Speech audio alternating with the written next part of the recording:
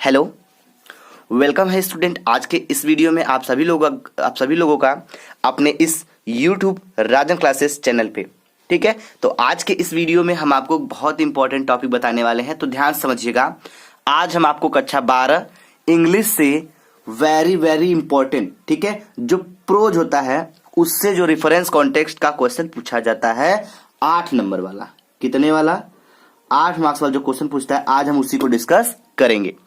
तो डिस्कस करने से पहले सिर्फ इतना ही कहना चाहेंगे कि यदि इसके पहले वाला वीडियो नहीं देखे हैं, ठीक है, पहले का मतलब इसके पहले हमने एक पोइट्री का रेफरेंस कॉन्टेक्स्ट एक्सप्लेनेशन के साथ बहुत ही बेसिक और सिंपल तरीके से बताया था। अगर आप नहीं देखे हैं तो उसका लिंक इसके डिस्क्रिप्शन बॉक्स में दिया गया है, यहां से आप उस वीडियो को भी देख सकते हैं।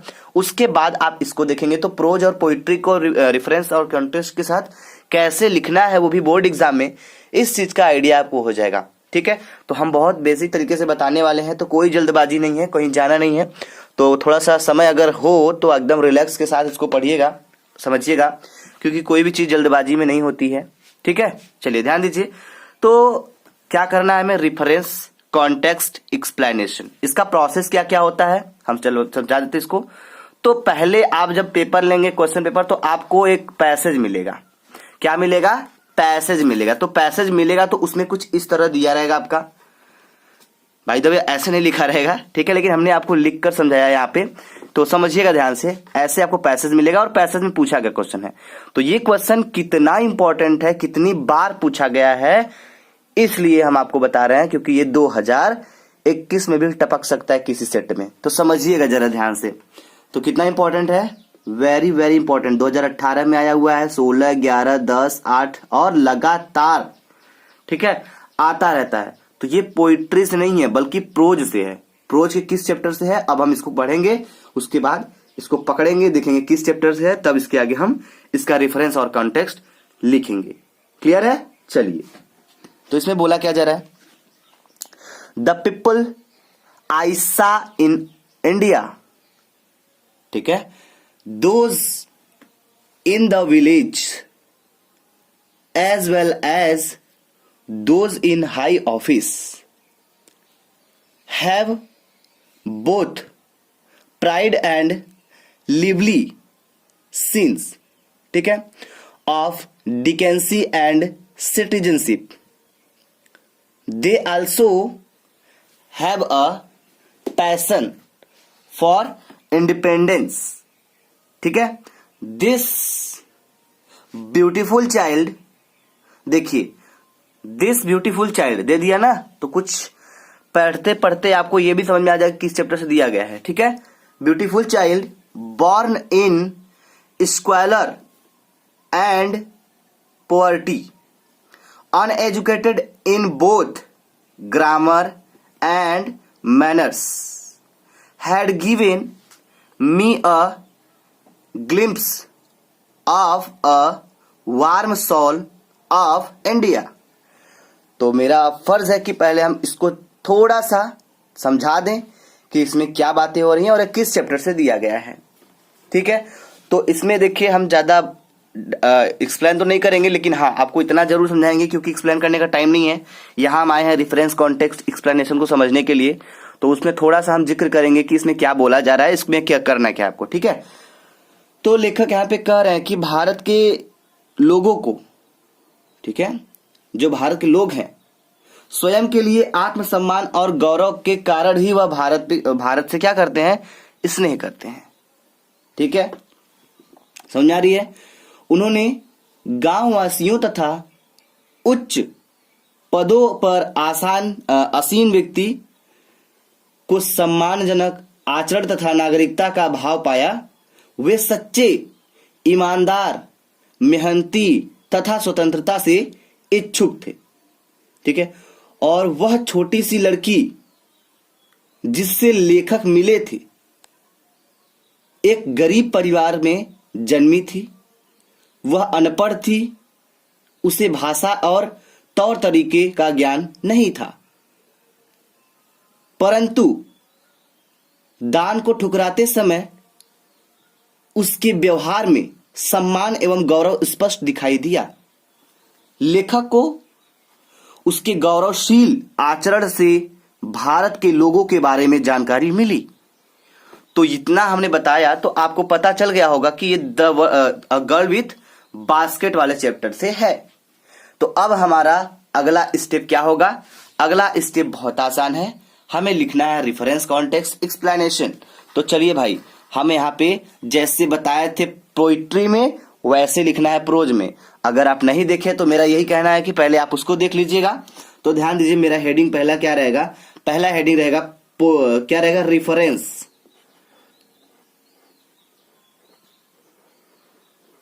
ठीक है, तो रेफरेंस की हेडिंग डाल दीजिए आप लोग फटाफट। और रेफरेंस की हेडिंग डालने के बाद हम यहाँ पे लिखेंगे क्या इसमें, ये भी तो बात है। चलिए, तो इसमें लिखेंगे हम क्या लिखेंगे, ध्यान दीजिएगा। ठीक है, तो रेफरेंस माने होता है संदर्भ। तो चलिए हम लिख के तैयार संदर्भ में। तो संदर्भ में लिखेंगे क्या? लिखेंगे रेफरेंस। ठीक है, तो लिखेंगे दीज लाइन, जो ऊपर दिया गया पैसेज, या तो लिख सकते हैं दीज पैसेज या फिर these line, these line, these line. ठीक है, सिंपल से समझिएगा। Have been taken from, have been taken from,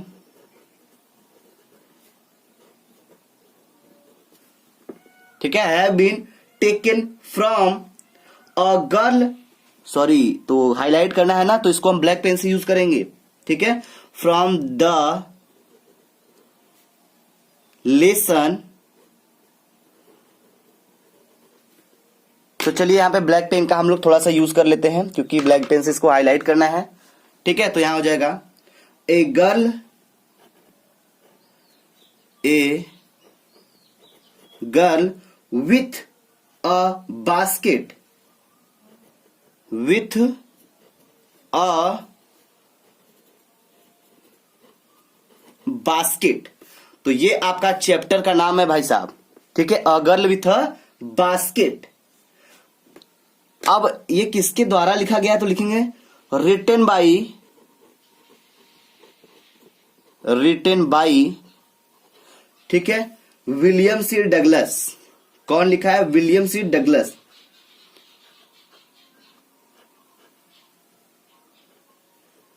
William C Douglas.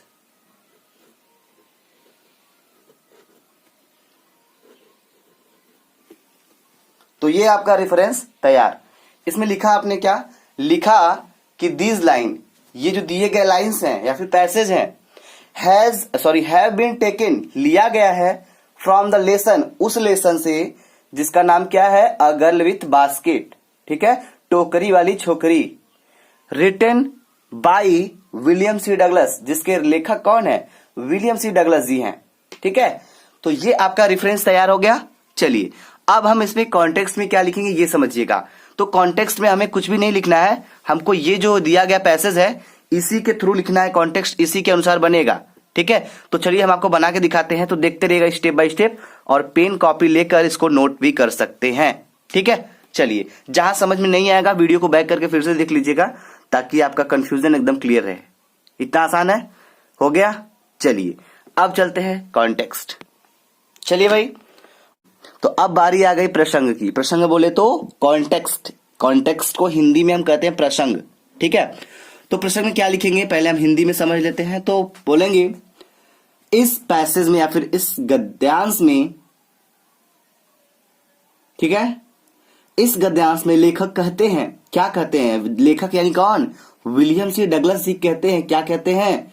कि भारत में रहने वाले सभी व्यक्ति, चाहे वे अमीर थे या गरीब, उनमें आत्मसम्मान का भाव, ठीक है, था, तथा वे सभी अपने देश को प्यार करते हैं। कौन? भारतवासी। ठीक है, तो चलिए भाई अब हम इसको इंग्लिश में लिखेंगे, क्योंकि यहां पे इंग्लिश का पेपर है ना, तो इंग्लिश का पेपर है तो हमें इंग्लिश में भी लिखना है। हिंदी में तो हम एक सपोर्ट ले सकते हैं समझने के लिए। ठीक है, तो ध्यान दीजिएगा यहां पे। तो ये हो जाएगा क्या आपका?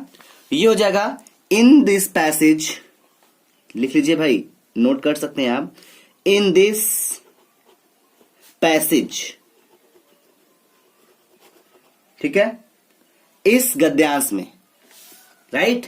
देखिए हम एकदम क्लियर करते हुए चलेंगे। इस गद्यांश में क्या है? The author sees, the author sees, the author sees मतलब कवि, सॉरी कवि नहीं भाई, यहां पे लेखक है, तो लेखक कहते हैं दैट, की, क्या कहते हैं? All the people, all the people, ठीक है, all the people living in India, living in India weather,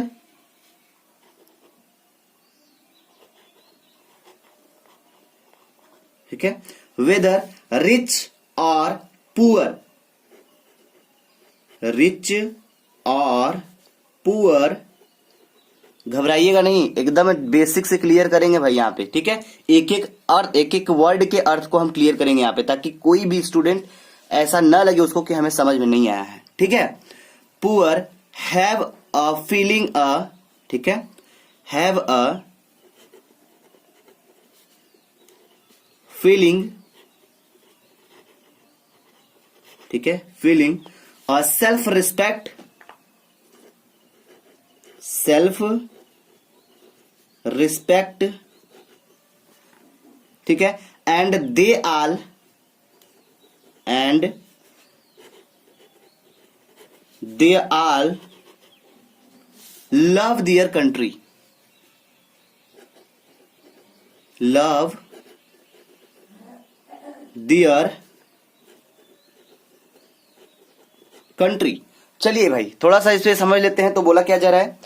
in this passage, इस गद्यांश में, द ऑथर सीज, लेखक कहते हैं, दैट माने दैट कंजक्शन की, दैट कंजक्शन है यहाँ पे, लेखक कहते हैं कि ऑल द पीपुल, पीपुल माने लोग, लिविंग माने रहने वाले, इन मतलब में, इंडिया माने भारत में, ठीक है।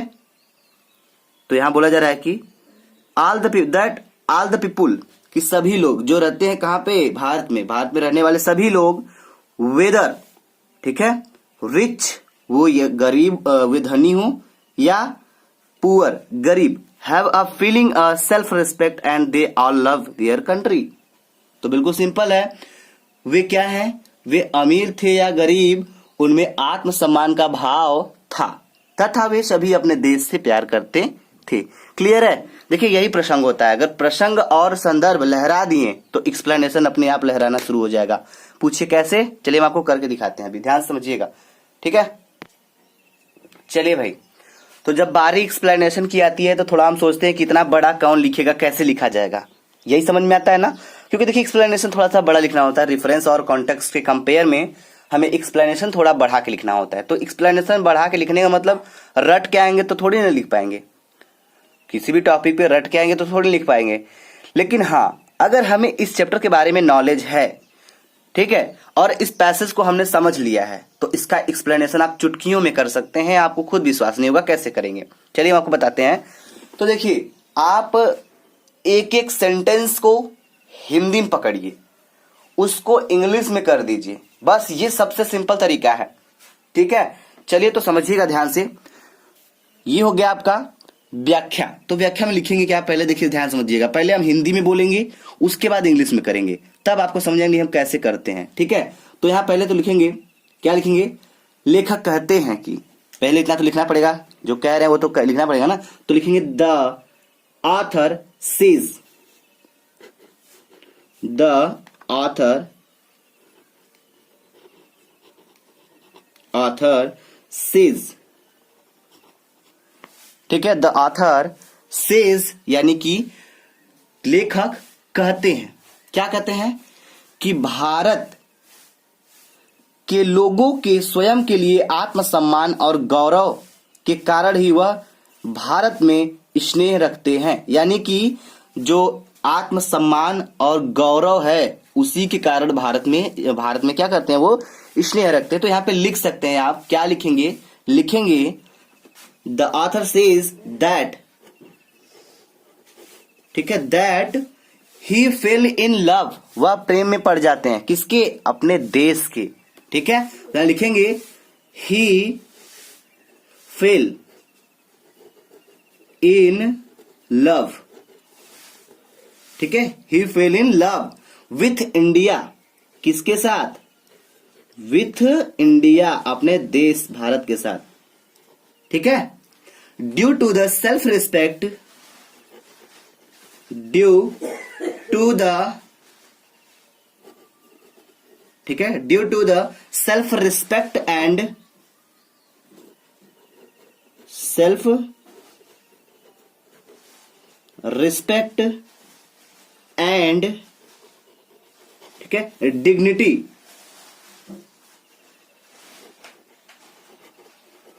डिग्निटी, ठीक है, दैट ही इंडियंस, दैट द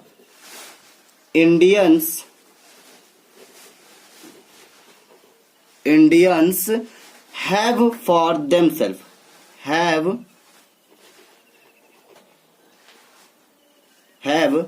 ठीक है, फॉर देमसेल्फ।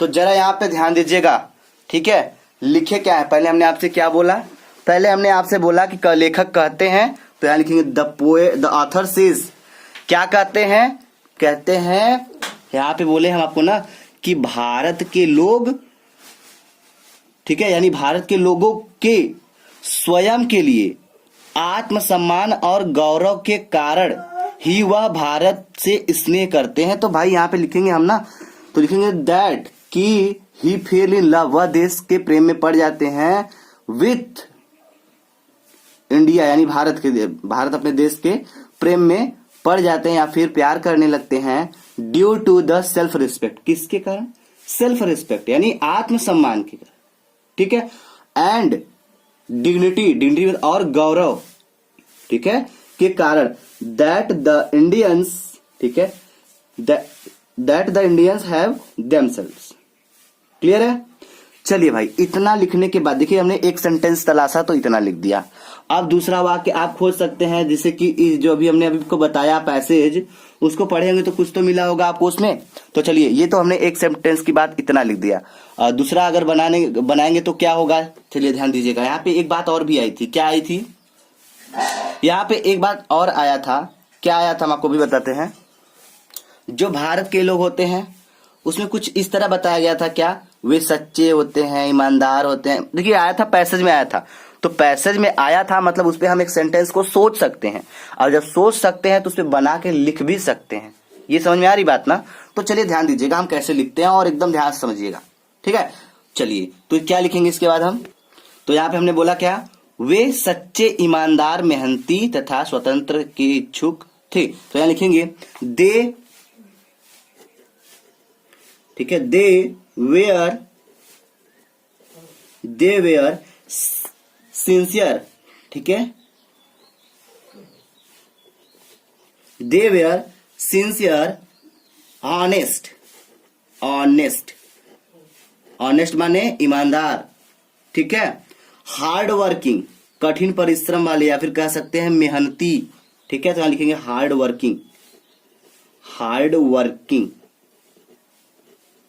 सिंपल वर्डों का जितना यूज करेंगे उतना मजा आएगा बनाने में, और उतना ही मजा आएगा समझने में, और नंबर भी बहुत आसानी से उठने वाला है, ठीक है। ऑनेस्ट, हार्ड वर्किंग एंड, और ठीक है, हैड अ डिजायर, क्या रखते हैं, इच्छा रखते हैं, किसकी, फ्रीडम, स्वतंत्रता की। तो यहां लिखेंगे तो इच्छा रखते हैं या फिर इच्छुक होते हैं, मतलब ये कही है। तो हार्ड वर्किंग एंड, ठीक है, एंड हैड डिजायर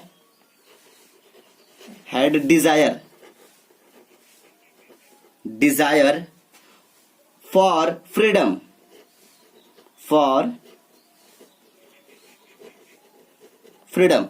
ठीक है, यानी स्वतंत्रता के लिए इच्छुक रहते हैं। क्लियर है? चलिए, तो आगे एक चीज हम और लिखेंगे, जो छोटी सी बच्ची थी यानी जो छोटी लड़की थी उसके बारे में भी कुछ बताया गया, तो यहाँ लिखेंगे हम क्या लिखेंगे, लिखेंगे वह छोटी लड़की, तो लिखेंगे little girl whom, little girl, जो यानी कि छोटी लड़की थी जो, वह उसके बारे में बताया जा रहा है कि जिससे लेखक मिले थे, तो यहां लिखेंगे लिटिल गर्ल whom, ठीक है, whom the author met, the author, the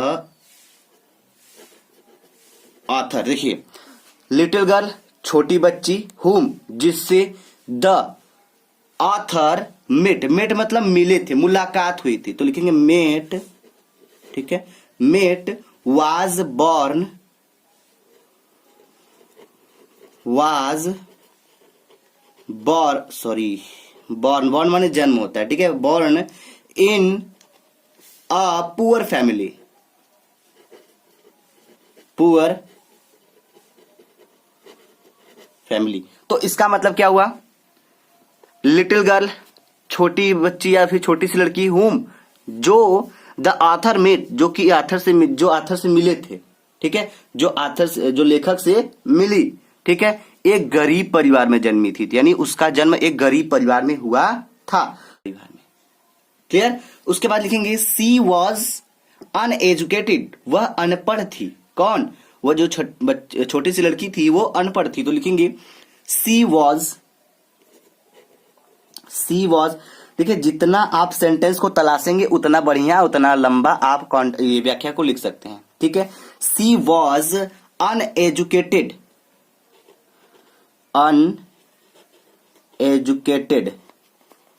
ठीक है, uneducated and had no knowledge,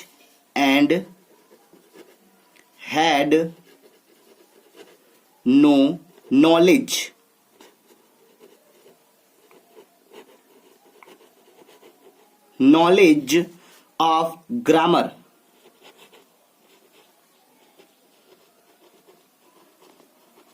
ठीक है, ऑफ ग्रामर, ठीक है। तो यहां पे साफ साफ दिख रहा है सी वॉज अनएजुकेटेड, वह अनपढ़ थी, एंड और हैड नो नॉलेज, उसके पास कोई ज्ञान नहीं था, ऑफ ग्रामर यानी व्याकरण का। समझ में आ रही बात? इतना लिखेंगे। चलिए अब उसके बाद आप लिख सकते, देखिए अब हम आगे बस सेंटेंस बताएंगे, ज्यादा समय हो रहा है तो ज्यादा डिले नहीं करेंगे, हम इसके आगे थोड़ा सा बता देते हैं कैसे आपको करना है। तो एक तरीका था, इसके अब आप आगे भी लिख सकते हैं आप कि वह अनपढ़ तो थी और उसे ज्ञान भी नहीं था किसी भाषा का, लेकिन जब क्या, परंतु जो लेखक दे रहे थे उसको दान के रूप में, परंतु वह दान को ठुकराते समय उसके व्यवहार में वो सम्मान और गौरव स्पष्ट दिखाई दे दिया। लेखक को उसके गौरवशील आचरण से भारत के लोगों के बारे में जानकारी मिल सकी। ठीक है, तो बस ये रहा आपका व्याख्या यानी कि एक्सप्लेनेशन। तो रिफरेंस कॉन्टेक्स्ट एक्सप्लेनेशन आप इस तरह बना सकते हैं। अगर आपको कोई दिक्कत होता है किसी भी टॉपिक में, एनी सब्जेक्ट, तो आप हमसे बिंदास पूछ सकते हैं, कमेंट बॉक्स में कमेंट करिएगा, हम आपके कमेंट का रिप्लाई करेंगे। और हाँ, ये वीडियो लेने का मेरा मकसद यही था कि सिर्फ एक बच्चे ने हमें बताया कि सर पोइट्री का बना दिए, प्रोज का भी बना दीजिए, तो ये प्रोज का भी बना दिया। अभी बहुत सारे ऐसे टॉपिक्स हैं जिसपे हम वीडियो लेने वाले हैं। ठीक है, तो फटाफट आप लोग बताते रहिए जिसपे आपको समस्या होती है। चलिए, थैंक यू वेरी मच। जय हिंद, जय भारत।